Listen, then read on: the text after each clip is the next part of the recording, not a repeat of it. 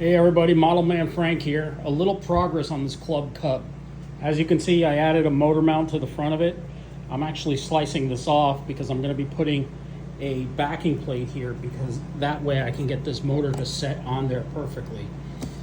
This is the original cowling that came with this Club Cub.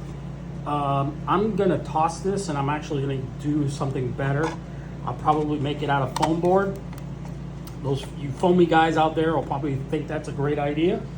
I think so too, because the way that this is cut, the person who did this didn't do it correctly. So being that this was a free aircraft,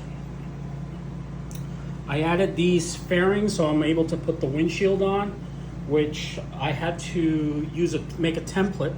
I made a template out of paper and cardstock to go over there because again, I don't have the original plans for this plane.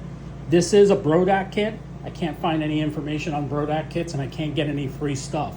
So since it's a free aircraft, I'm doing everything with parts. But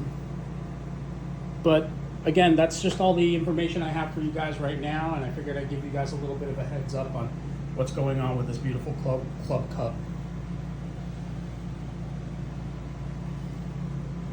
Model Man Frank out.